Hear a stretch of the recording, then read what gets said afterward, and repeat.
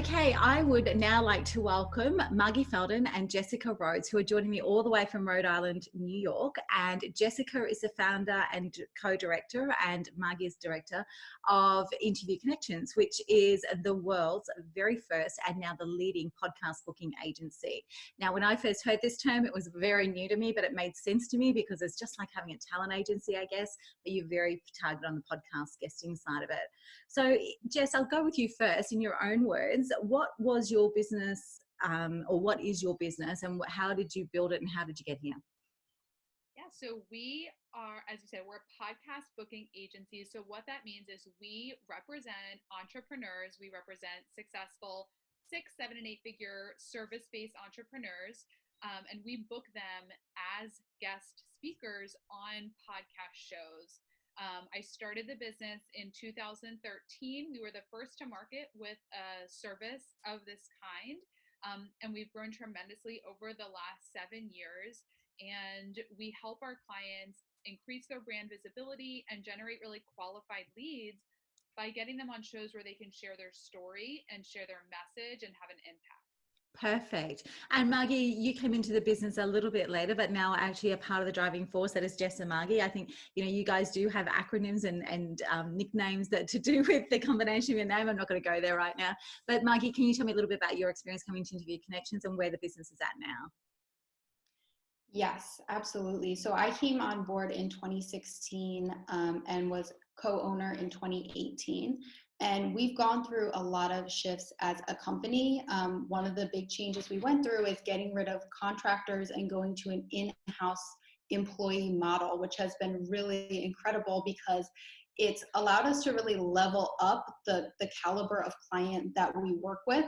And with everything going on right now, working with high-level entrepreneurs who have been around the block, they've got a long-term perspective, has really been incredible. Awesome. And that is actually one of the things that from a I guess a distinction point of view, is one of the things I've loved about you. I've known you guys for a couple of years now, and one of the things I've loved about you is even when I first met you and everybody was sort of questioning, why are you not doing contractors, and you were both so adamant that this is our thing, and it's proving to be worth its weight in gold right now, because you've got security and tenure for your business. Your clients have got that security and tenure. But what else do you think is the big advantage for clients, for your clients, about the fact that these people are employees that sit in your office, mind you, in Rhode Island? Yeah, I think whoever wants to go first. Okay. Communication is one of our core values. And I think the biggest thing is having that incredible communication with someone who is, working reliable hours. They're not a contractor who might, go backpack around the world for a month and then come back. You always know you can pick up the phone or, use a Facebook DM and get in touch with your agent. And then also knowing that we are training them, we are shadowing them. We have a boot camp that new employees have to go through. It's scheduled out hour by hour, and you legally could not do that with a contractor, nor would you want to. Yeah, nor would you want to, being key. Jess, what about for you?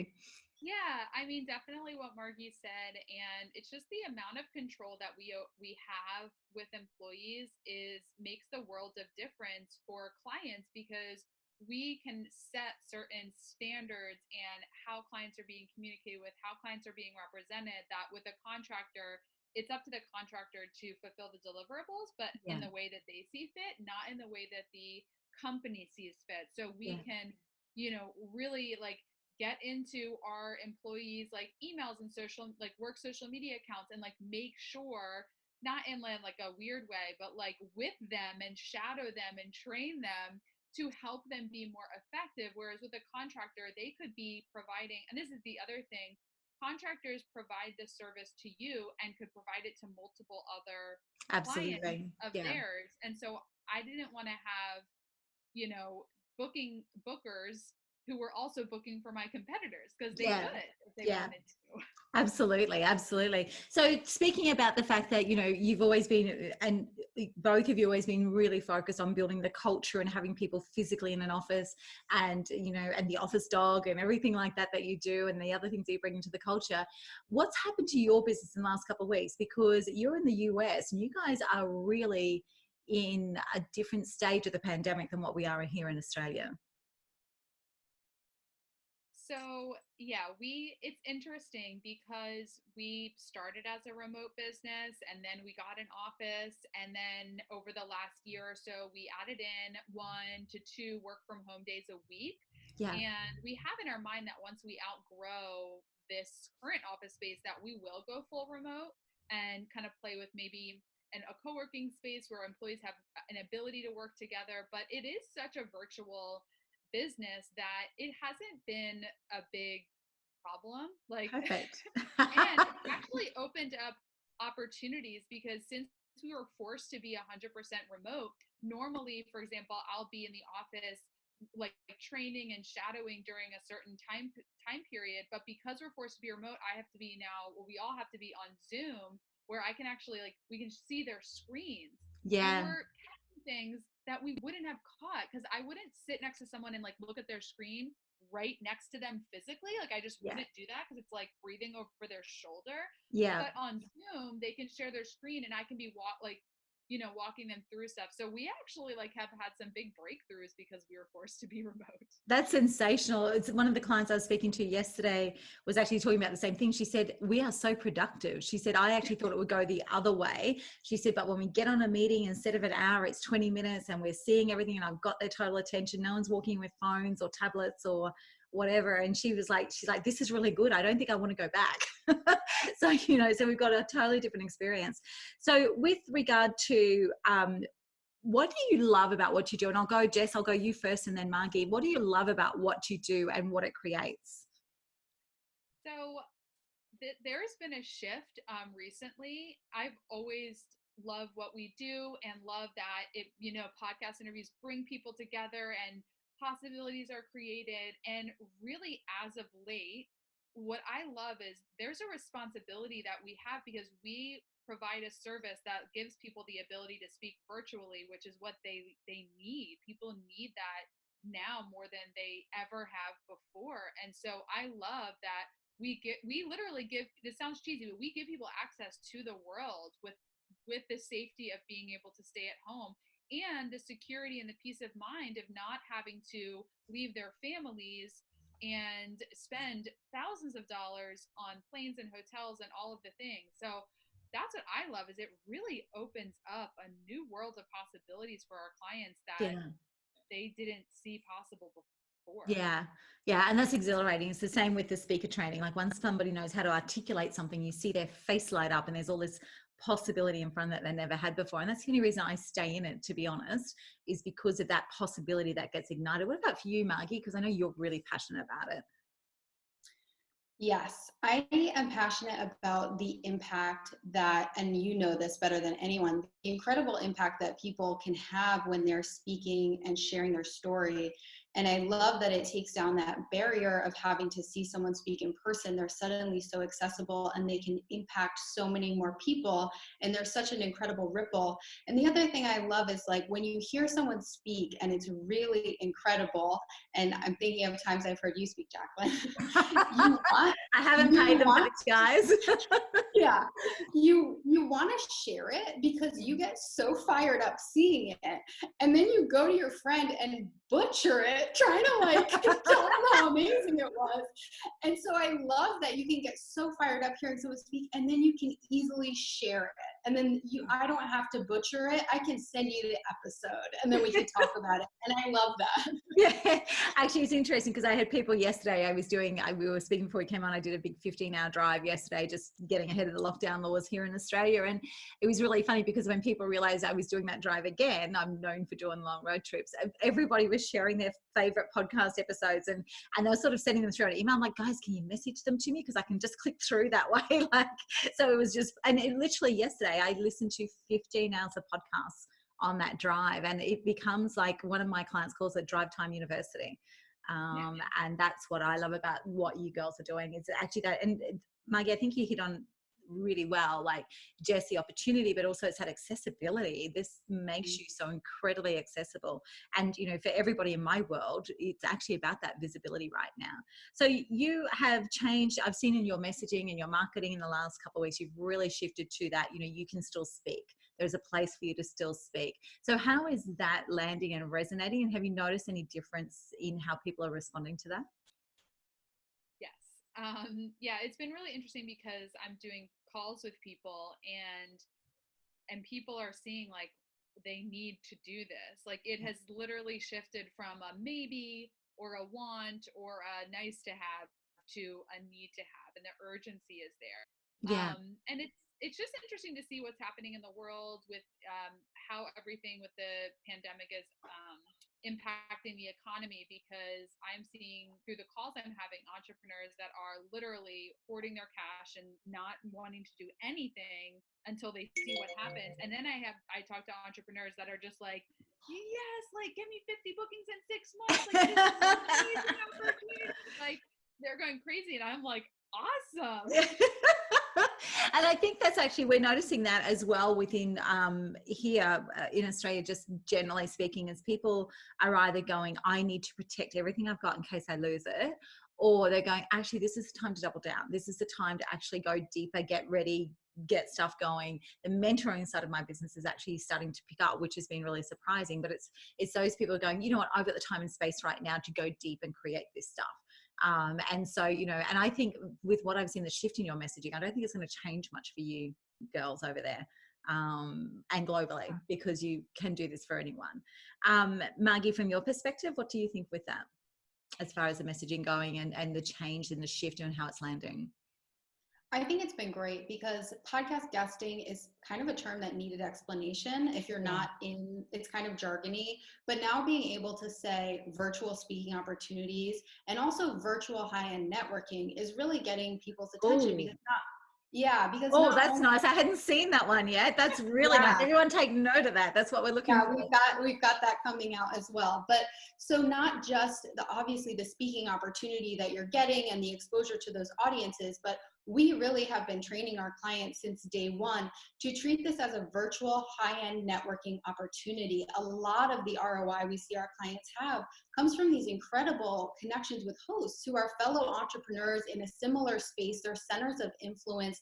And it's amazing. And when you treat it that way and you really are so grateful and you're building that relationship with that host in a really conscious way, that's where some of the biggest ROI comes from. And people need these virtual high-end networking opportunities for obvious reasons. I mean, not only is our speaking travel canceled, but our masterminds, all of that networking, all those conferences we were going to attend are canceled as well.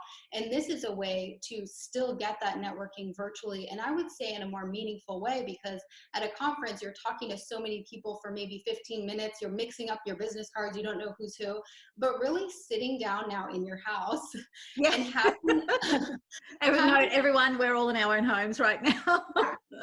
but having a really deep dive conversation with another entrepreneur for 30 minutes to 60 minutes, it's an incredible type of networking that is so different from conference networking and speed networking and stuff like that. It's so much deeper.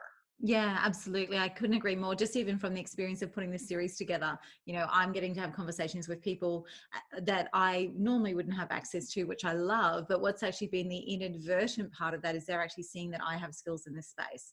And so that's something I hadn't actually considered. So it's really been that two-way street.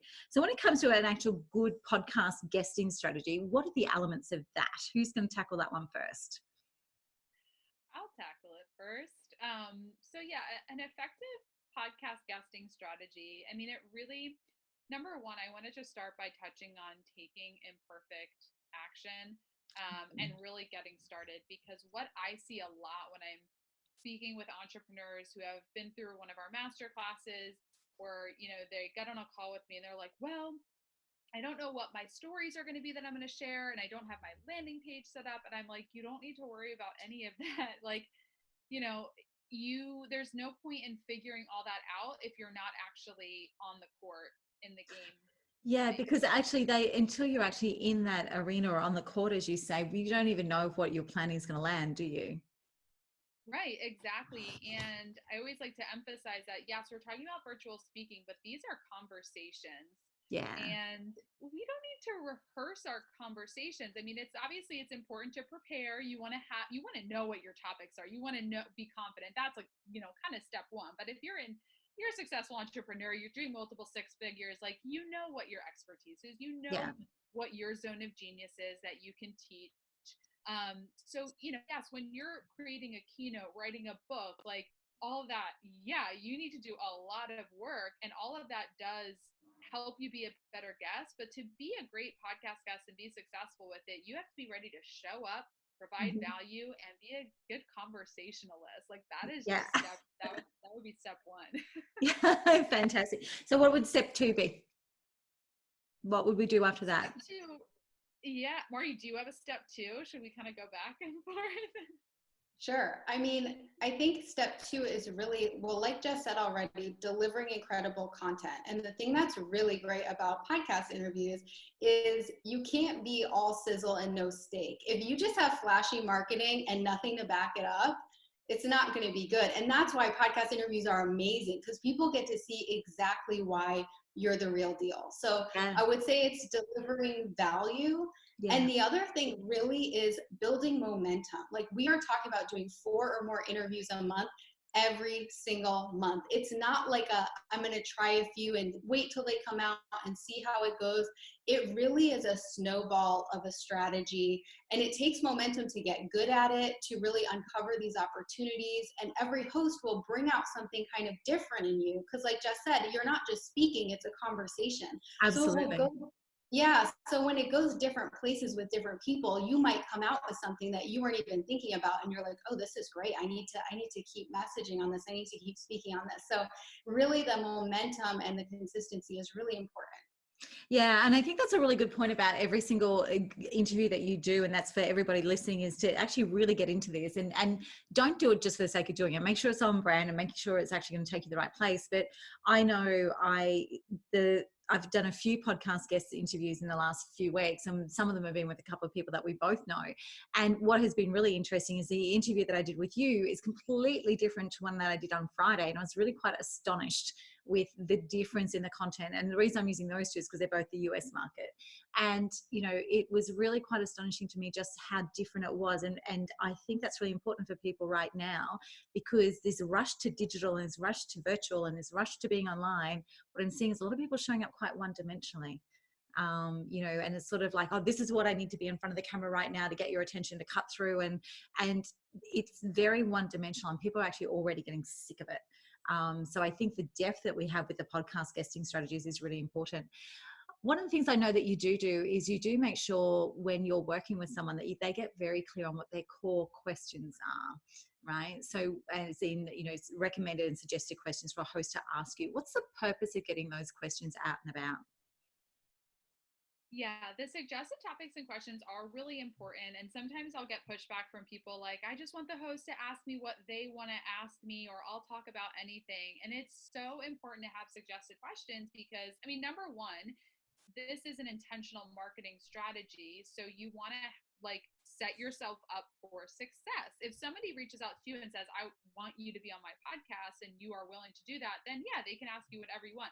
But if you are purposefully getting booked on shows that are strategically targeted, speaking to your target audience, you want to make sure you're being asked questions that are setting you up to share relevant stories and information that's going to be valuable and lead the listeners back to want to talk to you about, working with you.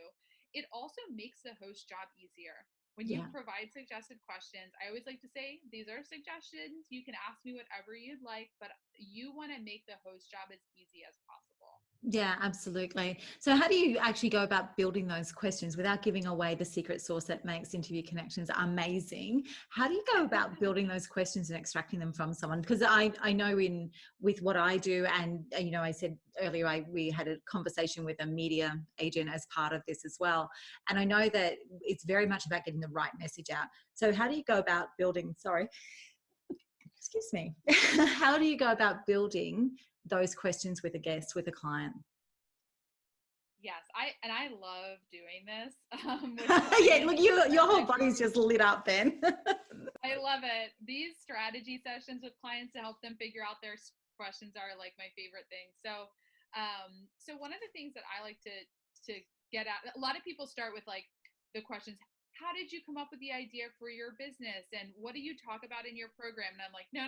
This is not a commercial. This is not an advertisement for your Actually, service. can we just pull that up there? Full stop. Everybody listening, this is not a commercial. like whether you're speaking in real life, speaking virtually, going to media, this is not a commercial. I think we actually need to grab that one out. People need to put that front and center, especially at the moment when people feel like they have to use this to position themselves. This is not a commercial. I love that line. Right. Yeah. So I like to ask, I mean, number one, they have to know what their core areas of expertise are. Like, let's start there. So that's really important to know. And then from there, I'll just, give an example with our mutual friend, Stacy Barron Fuss, who's a new client of ours as well. She has a program to teach realtors how to be more successful. And so what I talked to her about is I said, what do you teach them in your program? What are you doing with your realtors? And by hearing what she's doing, then you reverse engineer Yeah. you take what the answer is, and then you write the question that would get her to share the story of how she works with her team. Mm-hmm. So that is number one, just like looking at what they do in their business, what they work on with their clients, and then creating a question that sets them up to talk about that. Awesome. And I think that's really important because one of the things that we talk about with speaking is what you're actually doing is you're setting up to answer the questions that they don't even know that they have yet. So that when they hear what your topic is, they go, oh, Margy might have the answers I'm looking for. I'm going to give her my time. So it's actually a very similar application that we need to actually be asking the questions that then give the answers that we need them to have. Yeah. Awesome. Margy, what do you think, what else is important about someone if they want to get serious about podcast guesting as a strategy? What do they need to be ready to do? I would say a lot of it it's basic common sense, but I think There's really, no such thing, just. yeah. I mean, coming back to the virtual networking opportunity, like everything about your mindset when you interact with a host is a game changer in terms of whether or not you're going to see success with a strategy, because people can feel your energy. And if you come into it like, I don't have time for this, or this better be good, there better be a big audience of my, people, or this isn't worth my time. Even if you don't say that, obviously, like hopefully you would never say that. But even if you don't say it, people can smell it on you. Yeah. When you come into it and you schedule your recording right away, you say, thank you so much. I can't wait to do the interview. Connect with them on social. Let me know how I can support you in the meantime. Like, building that relationship is so important. And then showing up and asking in that green room chat, which is what, before you do the interview, you're going to have some time to talk to the host, and really saying, how can I best serve your audience? Just showing up like that genuinely. That is like the biggest thing, because you're forming incredible relationships with these hosts, and then their listeners know them so well. They can hear if the host likes you and trusts you, and that will go a long way with the listeners as well. Yeah, actually, I hadn't thought about that. It does show up in the voice and and the mannerisms and things like that. So yeah, absolutely, so key. I know that you have a client here in Sydney, Australia, who's really good at those relationships. Do one of you want to break down what he does? Because he's quite formidable in that space, isn't he? As at building those relationships, serving the host, and actually, building something much more long term than just being a guest for an episode. Yeah, absolutely. Our client, Oscar Trimboli, he's a consultant and an expert in deep listening. He has a podcast that's top ranked in Australia. And when he is interviewed on podcasts, he has, number one, he has a Dropbox folder that he sends to hosts that has everything they could possibly need. He does a debrief call with the host after the recording. He requests, could you stay on with me for 10 or 15 minutes? And he asks them a series of questions. He asks them a little bit, sometimes he'll ask about what was it like to work with Interview Connections to secure this interview? What was it like to have me as a guest? What could I have done better? He is so open to that feedback. And so he gets those debrief calls, and it just goes such a long way, because then he'll also get a testimonial from the host about how great of a guest he is. And then we can use that when we're booking him. Yeah. Yeah, no, he's been extraordinary at demonstrating how you can do this. So what's the number one tip that why, if somebody's, you've got entrepreneurs at the moment going, this is a great opportunity. I need to be able to speak still. I can do that through your platform. But for people who are still uncertain about whether or not this is actually really investing their time in, what would you say to them? This is the marketing that there's no off button for it. You record an interview today, it will be online forever. Yeah. This is not a Facebook ad that you turn on and off when you're paying your ads person or putting money over to Facebook. Like, ads turn on and off. Appearances on radio and TV, they happen once, and maybe there's a big audience, but people aren't finding that later. They're not, the replays aren't up. You do an interview today, and people are going to continue to find it for months and years to come. It's something that you can use in so many different ways, from promoting yourself to marketing, creating content. I mean, this is the best marketing strategy in the world. And that's actually one thing that's really important. When we were speaking to Media Stable earlier this week, they were talking about the fact that, it's up to you to do what you can with the media that you get. Don't think the media appearance itself is it. You've got to distribute it. You've got to get it everywhere. And the people that I work with on a private basis, actually, because everyone's doing a lot of virtual, videos and podcasts and things like that, I've actually identified a way that you can extract about 62 pieces of content across the platforms from every single episode. And we've mapped that, and it's quite extraordinary just how much presence you can get just from doing that 60-minute interview. It was quite, when I actually broke down, doing tweets and Instagram posts and articles and short form posts and long form posts and EDMs, and it was incredible just how much you could actually get out of just a 45-minute or 30-minute even interview. And I think that's the bit that people really need to understand, is like, it's stays forever. There is no shelf life on this. There is no off switch, and you can multi-purpose it across everything. It makes it so powerful. Margy, what do you love about it?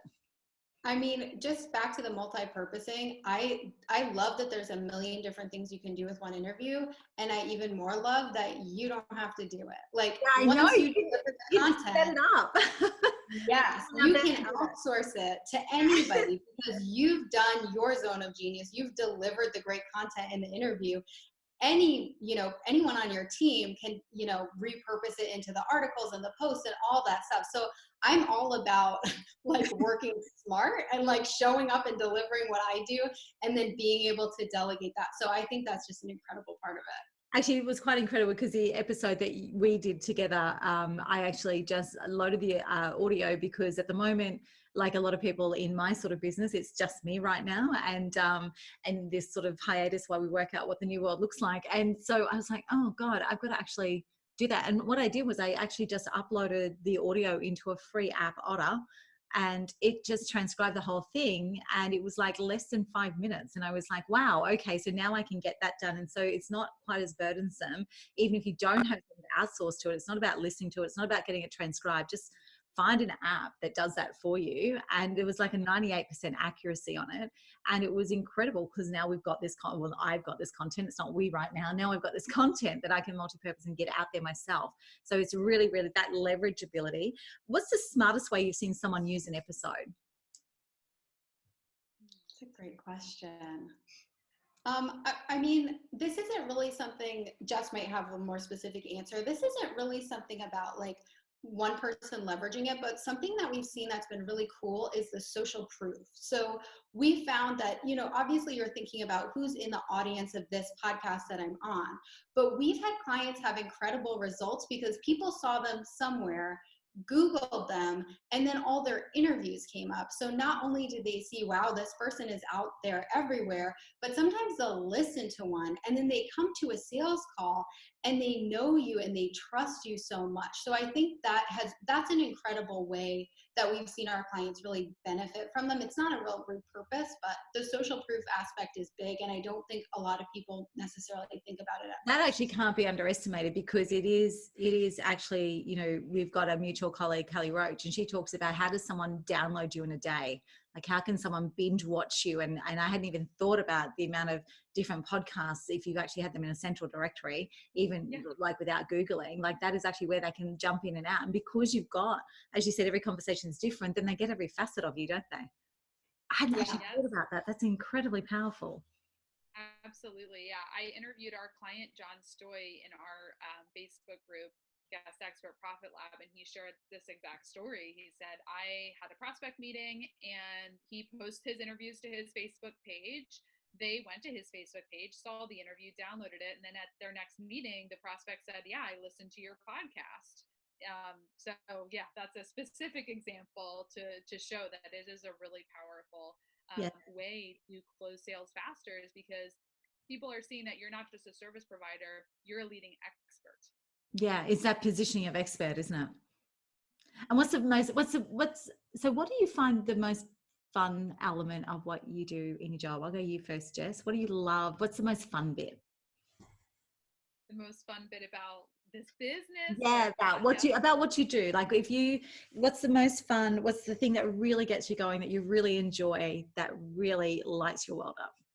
Yeah, I would say it is the conversations that I have with people who want to speak on Yeah. podcasts, because I talk to all kinds of people.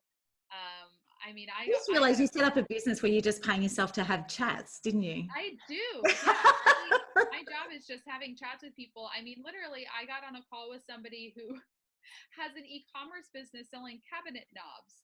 And he says, these cabinet knobs, yeah, he makes over 500K a year selling, like literally, Are you cabinet, serious? The little knobs. the knobs on a cabinet door. And I'm like, okay. And then I talked to somebody else who has a farm where they grow grass sod, and he's like writing books about faith. And I'm just like, how is this my life? I'm just talking to all these people who have the most unique businesses. That's sensational, because you get exposed to things you just wouldn't normally think about. I was like, I never thought about farmers who grow the grass that people put on their lawns. Like, The grass just shows up and it's beautiful and green, and away we go. That's fantastic. Marky, what's the bit that really lights you up?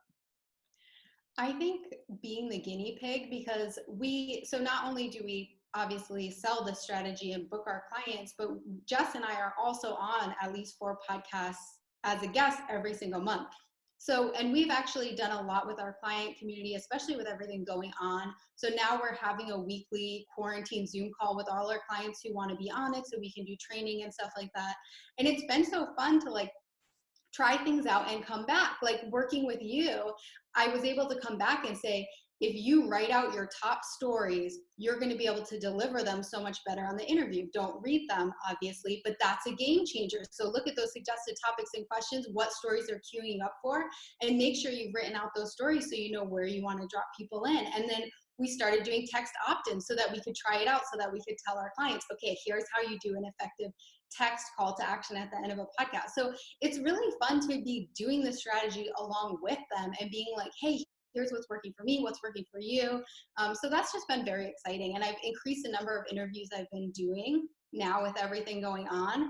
And the conversations I've been having lately with what's happening in the world really have been some of the richest conversations I've ever had. And it's been really exciting to be a part of them, and then to share like with our clients what we're doing. Absolutely. Are you finding, I mean, that's your experience, are your clients saying the same thing, that there's a richness now and a deepness and a willingness to be present in these conversations? Yes. Yeah. We had clients on our Zoom call talking about that as well. It's an incredible time to be connecting with people separately. And the conversations are really interesting. And our clients are so high level that their leadership has never been more necessary. So these conversations are so high level about what's going on, what's coming. And it's really amazing. They have really incredible perspectives and such amazing leadership. Yeah, yeah, it's actually extraordinary to be part of that. I feel like we're being gifted an insight into a moment in time with what we're all doing, with what we're all involved with. So as far as, just there has been impact, your business is actually increasing under the impact. What are the changes though that you've noticed that you've had to do with your business? What's happened in the last few weeks for you guys? we kind of talked about it a little bit already, but we definitely have had to shift our messaging from, I mean, just simply from podcast guesting to virtual speaking. We've had to really come out with a lot more for our clients to keep them supported, because number one, everyone needs the support and we want to be that for them. But honestly, like as entrepreneurs, we are on their expense line of the the P&L, and we are like, we need to do everything we can to not be on the chopping block, and that means we're going to be doing group calls and trainings and just loving on them and increasing the pace and helping them see results as fast as possible. And it's not that we weren't thinking about that before, but you know, stuff like this just really forces you to be like, okay, this is urgent now. Yeah. And we've just gotten an amazing response. I mean, our clients are just like overwhelmed by the support that we're showing for them. Yeah, and I think that's really important. It's one of the things I'm making sure that people around me focus on, is that it's actually about, you know, we're talking about doubling down for our own stuff. It's actually, what are you doing for your clients? And, you know, and reaching out to people who are no longer clients and seeing what you can help them with at this point in time. And is that, yeah. So, and I like the way that you actually talked about, you know, what can we do and how can we do it? And it's actually picking up the pace, because they're, in the entrepreneurial world, that's actually how we're looking at this. The general population is not doing that, as we're all aware. And so I think if we can actually, you know, your whole statement and positioning there about picking up the pace, I think is actually really important from a messaging perspective. And it's one of the things I've been saying to people all the time, and those people that are listening to this, is that this is actually not the time to sit on the couch and watch Netflix. This is actually when you need to go, okay, so even if I'm not earning money at the moment, because some of my clients aren't and some people in our world aren't, what can I be doing that's actually going to keep me involved and keep me actually out of my own mind and actually doing it something that's of service and of value to someone else. So the fact that you can do that with your base and client and grow it, but I think it's actually an important message, full stop, whether it's in business or just in our world, or if you've got a business that's stopped and you don't have that necessary anymore, then there's still ways that you can do that. So I think that's a really great point. Margy, what about you?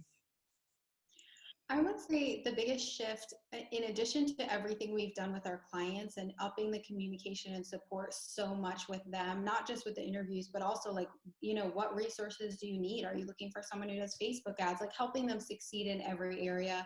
And then similarly with the team, we are now have gone from being remote 2 days a week to fully remote. So the communication has never been higher. Yeah. And that's been sort of incredible. Like the team has never been more united or communicating more. We implemented, like Jess said, the Zoom shadowing, and then we're also having them do screen recording. So if it's a time when we can't physically be present, they're recording their screen, asking questions, showing what they're doing. We're watching it on our own time, giving them feedback. We have more meetings regularly. We have a leadership meeting standing now with me and Jess and our manager, and that's been incredible. And it's a deeper meeting than it would have been before, because it's not just like, okay, how's the team doing, what are the KPIs. We're starting with like, how are you doing, what are your wins from last week, what are your challenges, what are our goals for this week. And it's really been an incredible shift, and it's been for the better, honestly. It's been a silver lining that I don't think I anticipated when this all started. Yeah, absolutely. Absolutely. So when it comes to what makes you want to work with someone?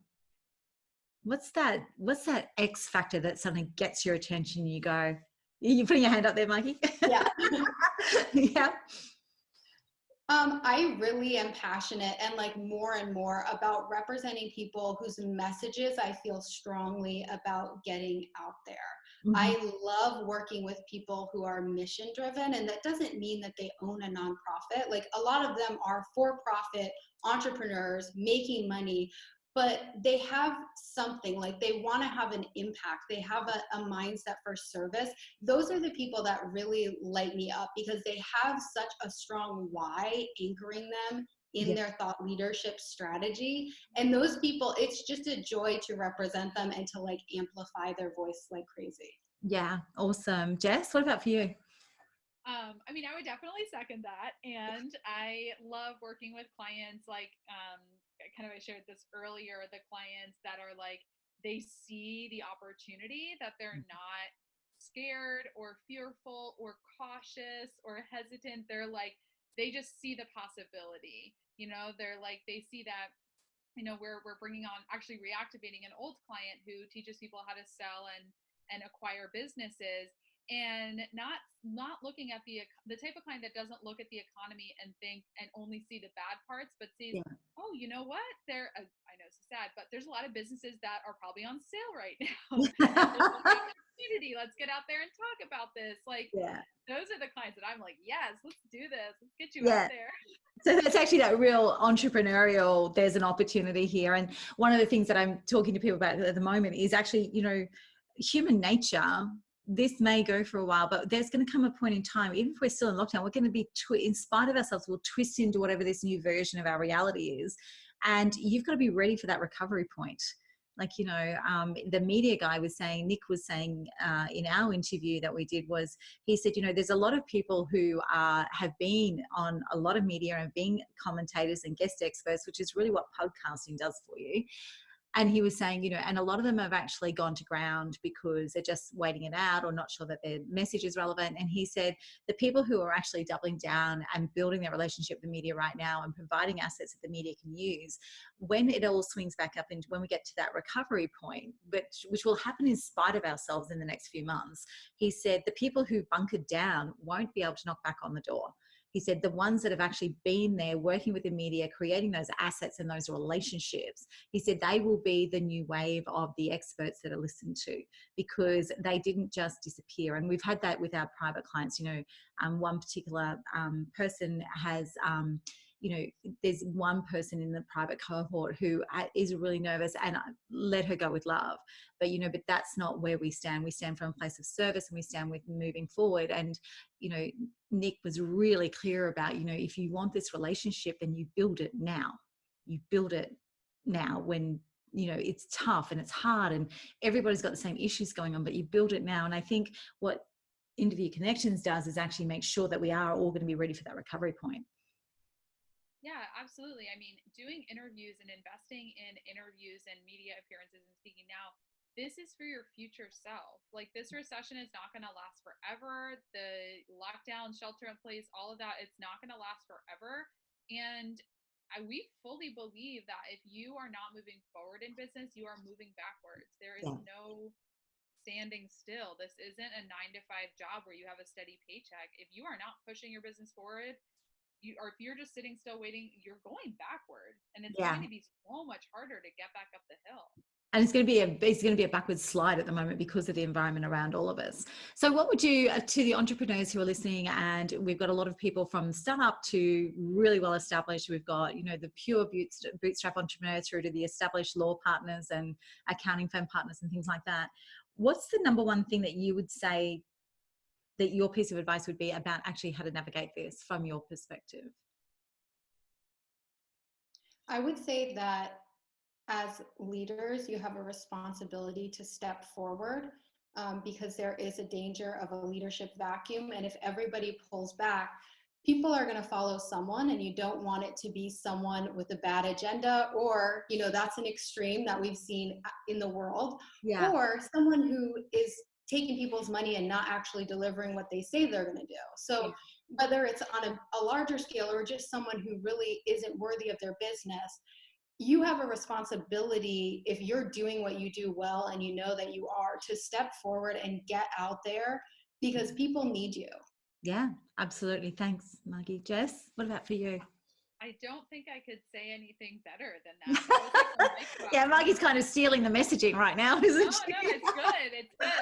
It is true. You do. I mean, I just echo it. Like, you have a responsibility. And if you have a message that if somebody hears it on a podcast and it will change their life, it will have an impact on them, then you are doing them a disservice by not getting out there and sharing it. Yeah. So this is really about being of service, and you have a responsibility to get your message out there if it's going to change someone's life or their business. Yeah. So somebody's sitting at home and, they're not quite sure, or because their pipeline has completely smashed and they're a little bit nervous about investing. What are some of the things they can do from the comfort of their own home before they sign up with Interview Connections? What is something that they can do to actually improve their ability to be a great podcast guest and get ready and maybe start the journey a little bit themselves to give them the confidence to come through with somebody like yourselves? I would start speaking now. Like, turn on your phone, get on your Facebook page, and just turn on the camera and start speaking. Just start sharing your tips. List out, what do you want to teach? Brain dump, what are all those things that you want to teach to your ideal clients? Get on your social media, Instagram Live. I mean, every single platform has a way that you can be speaking. Just start now. Great. Like, you don't need to figure out podcasts and create just open up your camera and just start talking and just start speaking. I'm going to come in here for a moment, guys, and just say to everyone listening, with some structure. With a little bit of structure in behind it. Follow Jacqueline's advice. For true. Yeah, collide Jess and Jack together and you're almost there, guys. Marky, what about for you? What would you tell people to do? I would say really just get out there. Like, I would listen to podcasts with interviews, interview-based podcasts, listen to really good interviews and think about what makes them good. And then I would just go and pitch yourself. You could post on Facebook and say like, hey, does anyone have a podcast? Like, I'd love to serve your audience. This is what I'm an expert in. And see if you get any nibbles and just start getting out there. And I would really recommend going on whatever. Like, obviously with our clients, we have a very focused strategy and we get really clear on their goals and target audience and criteria. But if you're just starting out and you're just like wanting to DIY practice, I would go on any show you possibly can to get that practice. And that combined with listening to really good podcast interviews will help you. I would also say get some clarity on your main stories. Like, think about ways, like Jess said, that you've really helped your clients have breakthroughs or stories that you know are compelling. Write them out, get clear on those so you can go into the interview ready with some of those. Perfect. And actually it comes back to as well, the one thing that I did want to touch on was the two of you are very big on relationship with the host, like really teaching your clients, and you're very explicit about this is a relationship. This is not just you guesting. This is a relationship. And you know, you're both really passionate about that. And I've seen that show up in your work time and time again. So that's a big tip for everybody out there. This is not a transaction. The second thing is the thing that we haven't touched on is size doesn't matter, right? So, you know, Jess, I know you're really passionate about the audience size does not matter when you're talking about your criteria and where you're going. And I've heard you say that again, time and time again, the size of the audience does not matter. Can you explain that a little bit more for the audience that haven't heard that from you before? Yes, absolutely. So the thing to know about podcasts is that people see them as a media opportunity and kind of compare them to TV, radio, where there's hundreds of thousands or millions of people. So when they hear that a podcast could have 150 listeners, they're like, that doesn't seem like a lot. So just to give folks a range, most mid-range shows established, hosted by entrepreneurs, are going to have anywhere from 150 to a few thousand listeners. That's like probably the range of the audience. The big reason why size doesn't matter is that you are 10 to 15% of the hosts. This is what our clients share with us. 10 to 15% of the hosts could become your client. And so it really doesn't have as much to do with the people listening as it does with the relationship with the host. So when we're choosing shows for our clients to be on, we're looking for shows where the host is a good connection, where the host could be a potential client or a referral partner or connect them with a speaking opportunity. Some of the largest return on investments that our clients share are because of a host connection. It wasn't from all of these listeners reaching out to them. Yeah. And I just think it's important to, I know a lot of entrepreneurs that I know who speak at conferences, they're in maybe a breakout session with a room of 150 people that's packed because it's a breakout session room. That's speaking on a podcast, That is actually a great analogy. Yeah. Because if you've got 150 people in your breakout room, you're really happy. Right. Yeah. So why should we speak to 150 people without having to travel and we're like whining about it? Like, never happy without traveling. Yeah, never happy, are we? But that is actually really good context, and I think that also counts for everyone. I remember a previous business adventure that I had, and I'll call it an adventure. We were on social media. Our Facebook page only had this 5 years ago, so it wasn't as prolific as now. We only had about 2,500 followers, but some of our videos got seen by, one got seen by 44,000 people within a few hours. So it was actually nothing to do. It was all to do with the people that were there that actually loved it and shared it. Was what actually counted in that. And actually that's the first time I've actually thought about it in the same way with this. Like, it's actually about that one person who hears it, loves it, and as Margy said earlier, can share it without butchering it. And that's that's where it goes. So I'm going to wrap it up there. Thank you so much. But just before we go, what's the number one thing you want to leave us with? So I'll go to you first, Margy, because I've been hitting Jess straight up with the new questions all the way through. What's one thing that you want to leave people with before we wrap? This is the best time to get your voice out there and be speaking on podcasts, but also, anywhere else you're speaking. We know, obviously, Jacqueline's audience knows how powerful speaking is, that it's the most powerful thing that can impact your business. So really lean in and get out there, and don't be someone who's pulling back right now, because there's so many incredible virtual opportunities for you to stay out there and be networking and be speaking. Love it. Thank you, Margy. Jess?